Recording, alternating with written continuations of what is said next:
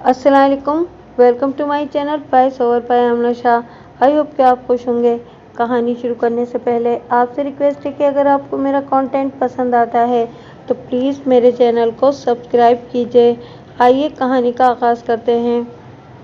Relax mister खादिम हुसैन, मैंने उसकी मुश्किल को आसान करते हुए पूछा।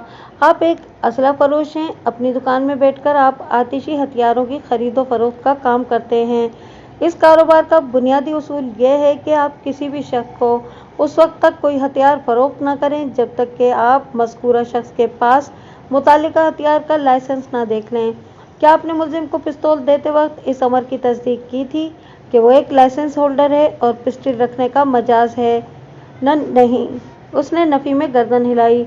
इसका मतलब तो ये हुआ कि कोई भी एरा खैरा नत्थु खैरा आपकी जान पहचान के किसी भी बंदे के साथ दुकान पर आएगा तो आप लाइसेंस देखे बगैर उसे गन उठाकर दे देंगे? मैंने तेज लहजे में पूछा। क्या ये आपके कारोबारी उसूलों की खिलाफ वर्जी नहीं है? खादिम हुसैन ने बड़े तहम्मुल से मेरी बात सुनी। जब मैं खामोश हुआ तो उसने बड़े एतमाद से जवाब दिया, ऐसी कोई बात नहीं वकील साहब। फिर कैसी बात है? मैंने किता कलामी करते हुए सवाल किया। उसने मेरे इस्तफसार के जवाब में बताया, पहली बात तो ये कि लियाकत अली मुलजिम को मेरी दुकान पर लाने से पहले मुझसे एक मुलाकात करके गया था और उसने मुझे सूरत हाल से आगाह करने के बाद कहा था कि मैं अपने दोस्त की ख्वाहिश पूरी करना चाहता हूँ, मगर इस तरह कि इसमें कोई ख़तरा ना हो, लिहाजा तुम मेरी मदद करो। मैंने लियाकत की मजबूरी का एहसास करते हुए कहा, ठीक है, मैं ऐसा बंदोबस्त कर देता हूँ कि सांप भी मर जाए और लाठी भी न टूटे। तो आपने ऐसा कौन सा बंदोबस्त फरमाया था? इसकी बात मुकम्मल होने से पहले ही मैंने तंजिया लहजे में पूछा, आप इस इंतज़ाम को मोअज़्ज़ज़ अदालत के सामने भी बयान तो करें ज़रा। मुझे मेरे किसी दोस्त के हमरा मेरी दुकान पर आता या तने तनख्वाह, ये तो सवाल ही पैदा नहीं होता कि मैं लाइसेंस देखे बगैर उसे कोई हथियार फरोख्त करता या 2-4 दिन के लिए दे देता। एक मिनट खादिम हुसैन, मैंने इसे टोक दिया और कहा, मगर आपने इस रोज़ मुलजिम को एक पिस्तौल दिया था जिसके बल पर मुलजिम ने इस्तगासा के मुताबिक अपनी बेटी को धमकाया था और इसी पिस्टल से उसने अपनी बीवी पर कातिलाना हमला भी किया था। आप इस हकीकत से किस तरह इनकार कर सकते हैं? क्या आपने मुलजिम को कोई पिस्तौल नहीं दिया था?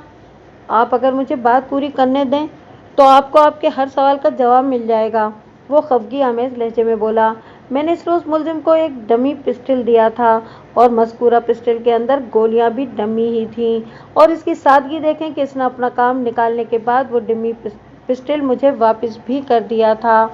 तो आप मुअज़्ज़ज़ अदालत को ये बताने की कोशिश कर रहे हैं कि आपने मुलजिम को जो पिस्तौल दिया था वो सिर्फ डराने धमकाने के काम ही आ सकता था? बिल्कुल, और मुलजिम की ज़रूरत भी यही थी, लेकिन मैंने उसे ये नहीं बताया था कि वो डमी पिस्टल है, और ये बात लियाकत अली के इल्म में भी नहीं थी। आप तो बड़े कारीगर इंसान हैं खादिम हुसैन। मैंने सताइशी नज़र से उसकी तरफ देखा। करना पड़ता है वकील साहब, उसने गंभीर अंदाज में कहा।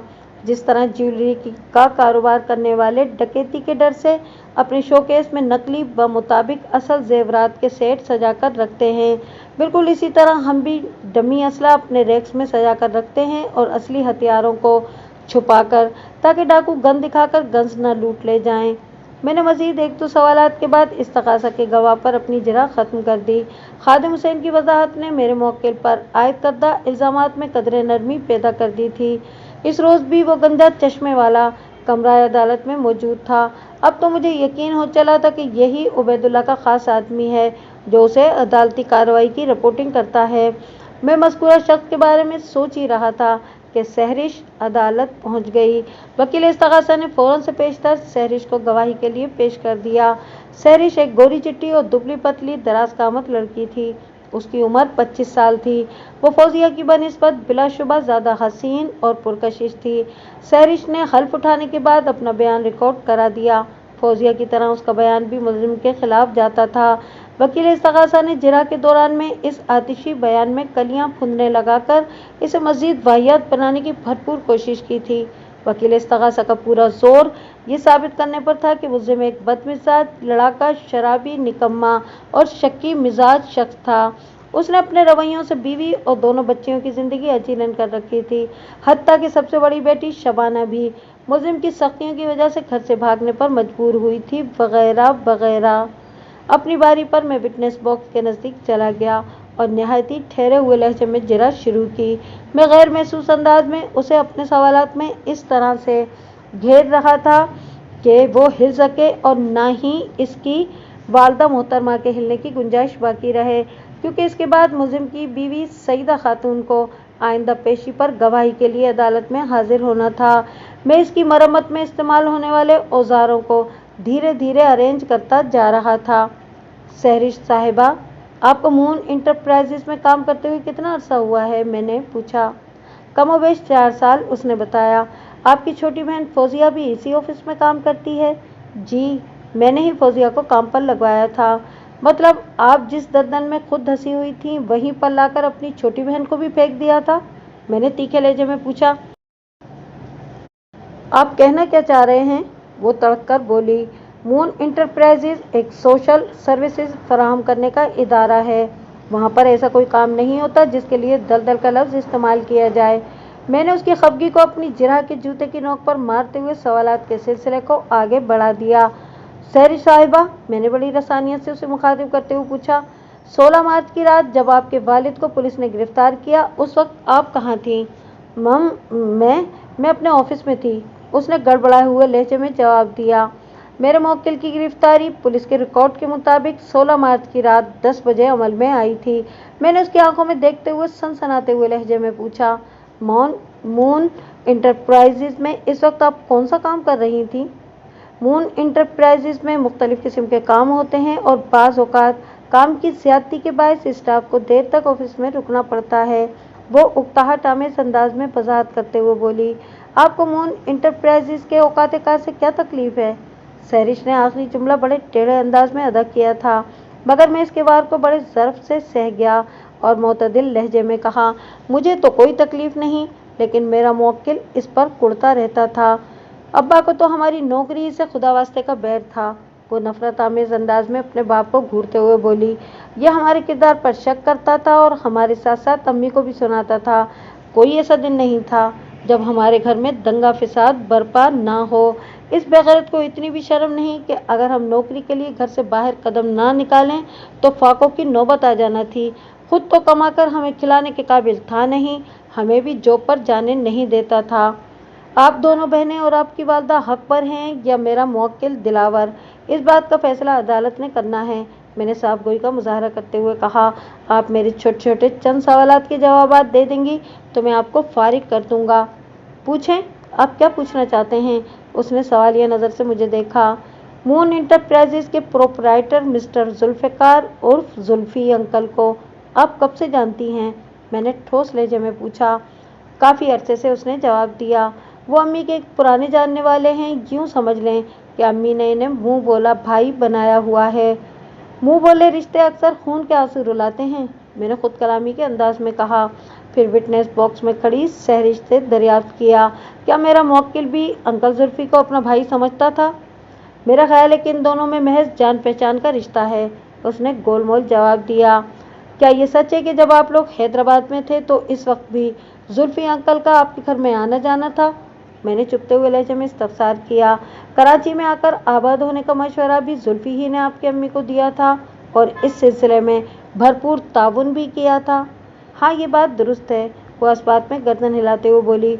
अब्बा चूड़ियों का काम छोड़कर घर में बैठ गया था और हमारे लिए हैदराबाद में जॉब्स के ज़्यादा मौके थे और न ही तालीम हासिल करने की आसानियाँ, इसलिए अंकल का हैदराबाद से कराची शिफ्ट हो जाने का मशवरा अम्मी को पसंद आया और अम्मी ने अब्बा को भी किसी तरह राज़ी कर लिया। ठीक हो गया, मैंने जिरह के सिलसिले को आगे बढ़ाते हुए कहा। मून इंटरप्राइजेज में आप दोनों बहनों की जॉब और आसान किस्तों पर घरेलू सामान देने वाली शॉप पर मुलजिम की नौकरी भी अंकल जुल्फ़ी ही की रहीने मिन्नत है? जी बिल्कुल, उसने इस बात में जवाब दिया। अंकल जुल्फ़ी के हम लोगों पर अनगिनत एहसानात हैं। बहुत खूब, मैंने मायना ख़ेज़ अंदाज में कहा।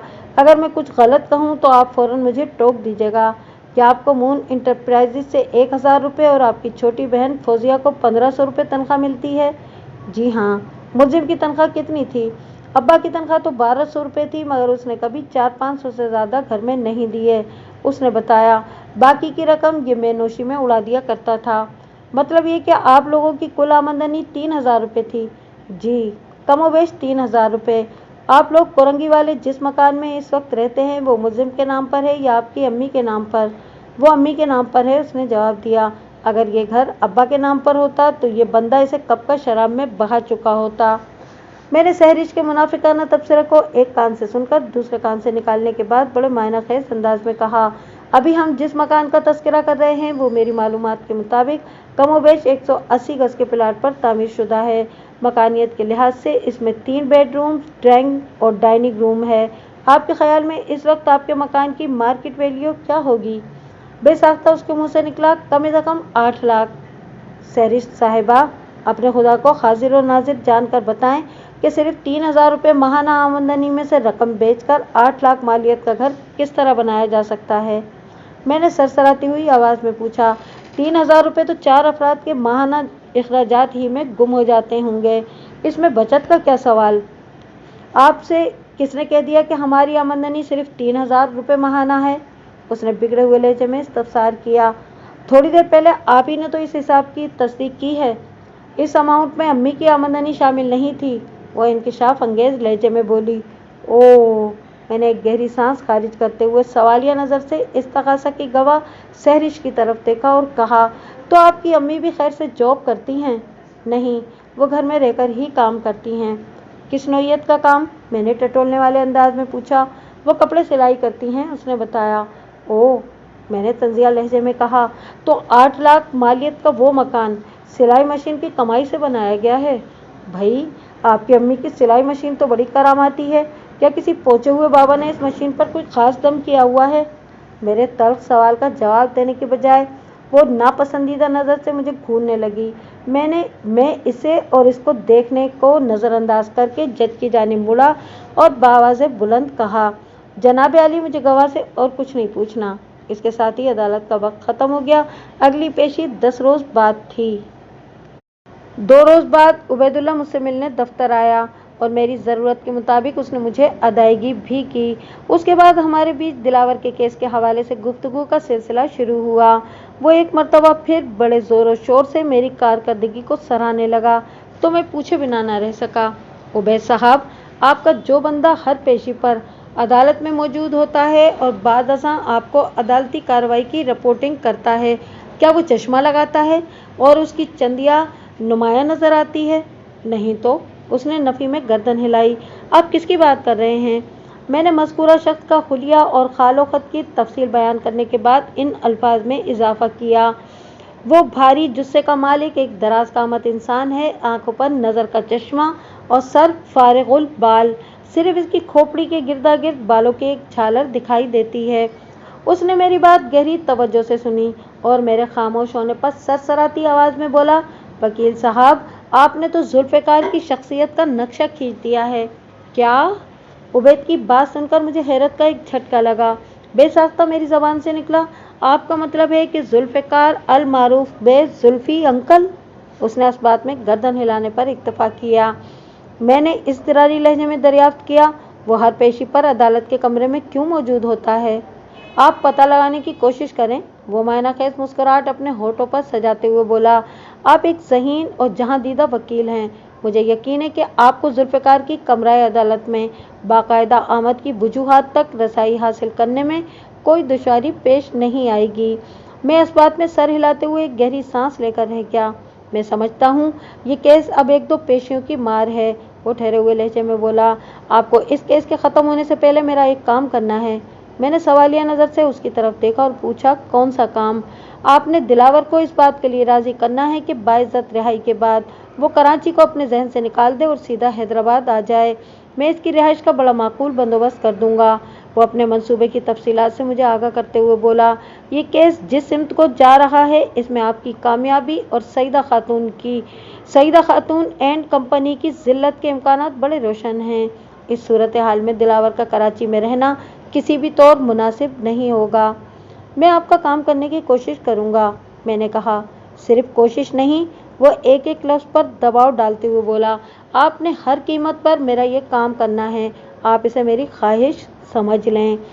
उबैदुल्ला के साथ इस अरसे में मेरे खासे खुशगवार दोस्ताना ताल्लुकात कायम हो चुके थे, लिहाजा मैं इसकी ख्वाहिश को रद्द न कर सका और मैंने तसल्ली बख्श अंदाज में कहा, ओके, आपका काम हो जाएगा उबैद साहब। बहुत बहुत शुक्रिया बेग साहब, वो ममनूनियत भरे लहजे में बोला। आप बस दिलावर को अपने साथ लेकर मेरे पास हैदराबाद आ जाइएगा, बाकी सब मैं संभाल लूँगा।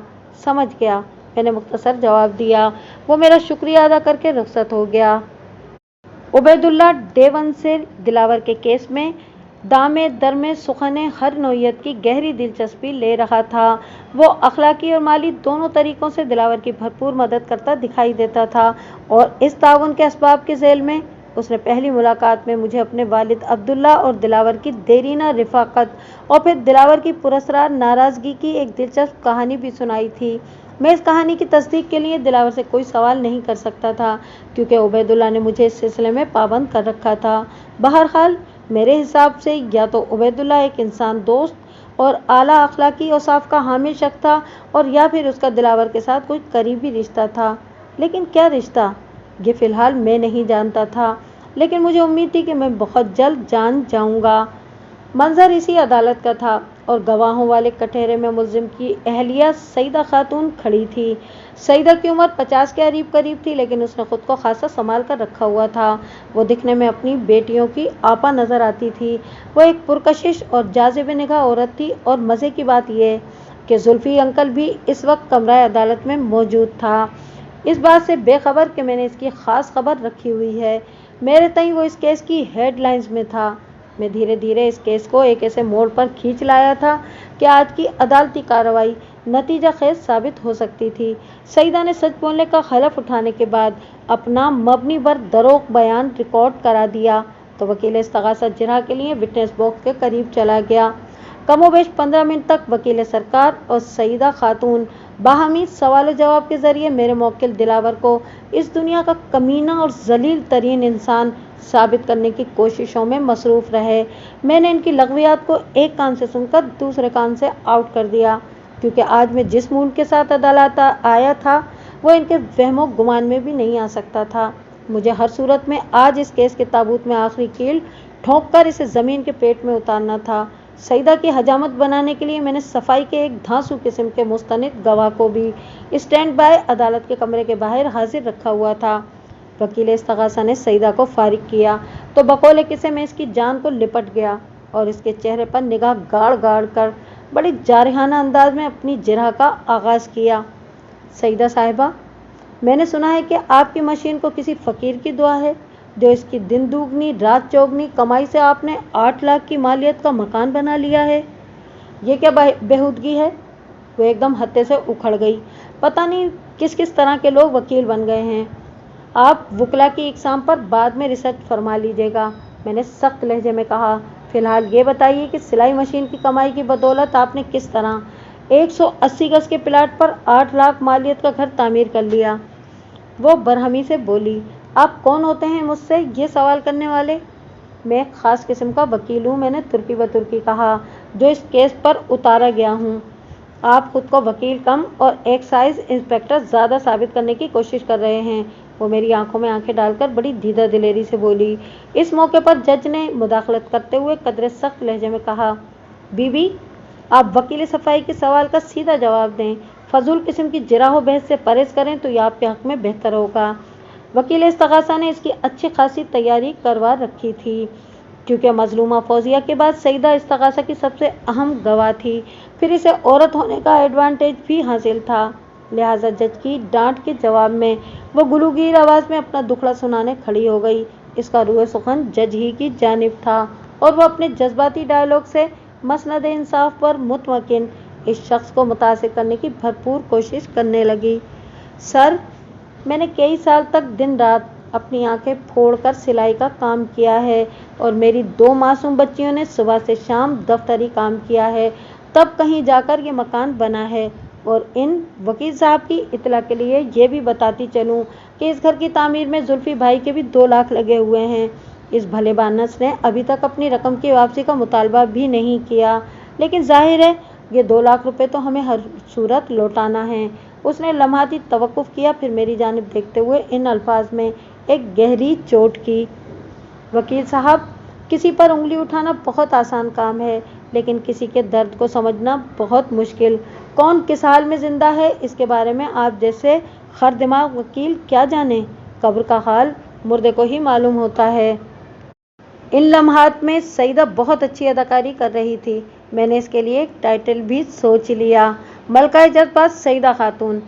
सईदा साहिबा, मैंने इसकी तकरीर दिलगीर से मुतासिर होने की अदाकारी करते हुए मुतदिल अंदाज में कहा, आप बड़ी खुशकिस्मत हैं कि आपको एक तिलिस्माती सिलाई मशीन के साथ ही एक दयालु किस्म का मुंह बोला भाई भी मैसर है। बराए मेहरबानी ये बता दें कि कुरंगी वाले मकान के अलावा भी आपके नाम पर कोई प्रॉपर्टी है?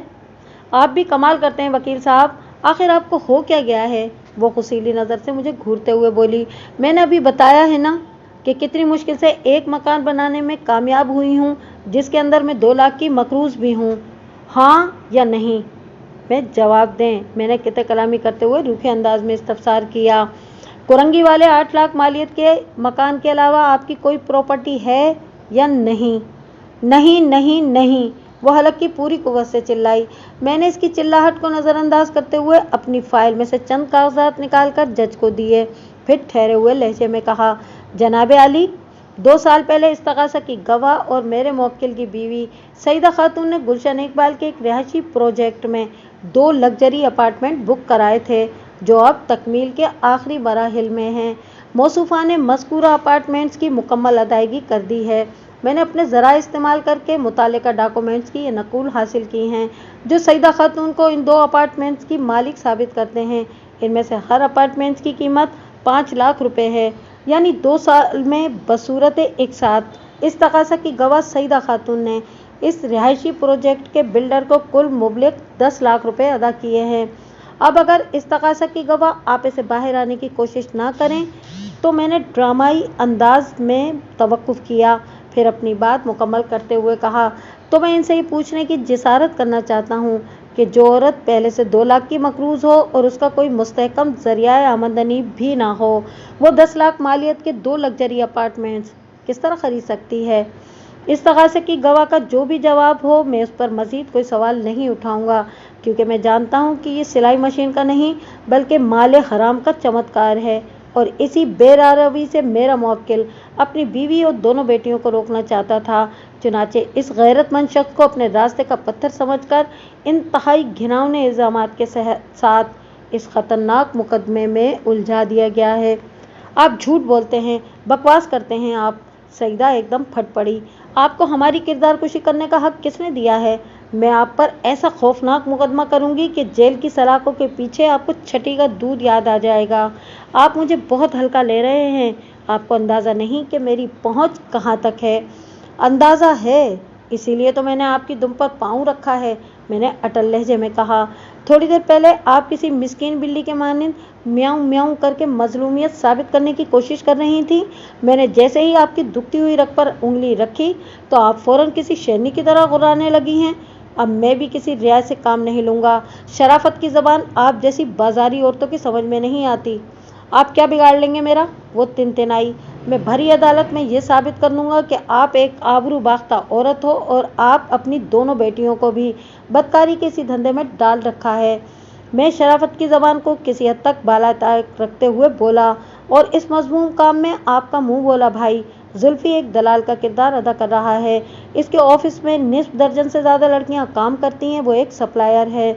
मून इंटरप्राइजेज की आड़ में वो जिस्म फरोशी का अड्डा चला रहा है। आपके हैदराबाद के ज़माने से जुल्फी से ताल्लुकात हैं और वो नाजायज़ हैं, और वही आप लोगों को हैदराबाद से कराची लेकर आया है।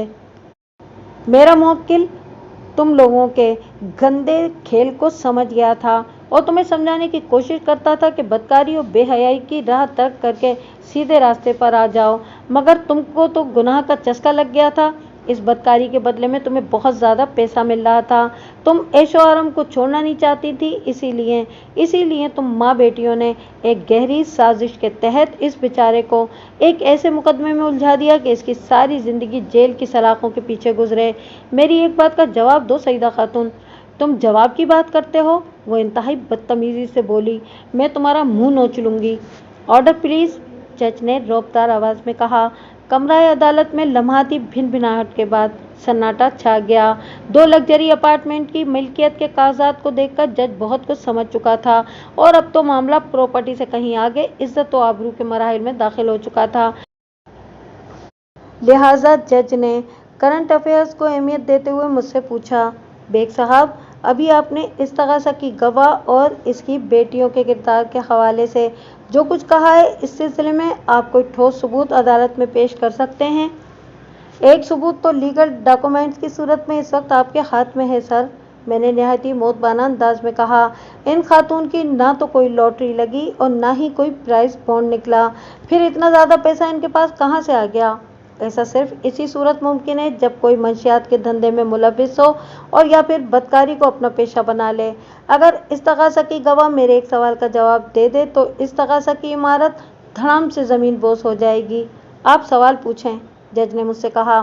फिर सईदा की जानिब देखते हुए इजाफा किया, बीवी, आप अदालत के वकार का पास करते हुए नहायत ही शाइस्ता अल्फाज में वकील सफाई के सवाल का जवाब दें। सईदा साहिबा, अगर मेरा मुवक्किल वाक़ियतन एक हविस परस्त इंसान था तो उसने सौतेली बेटी की इज्जत को बर्बाद करने की कोशिश क्यों नहीं की, जबकि वो मुल्जिम के लिए एक ईजी टारगेट थी और वो भी अलग कमरे में बिल्कुल अकेली सोती थी। इसके चेहरे पर एक रंग सा आकर गुजर गया।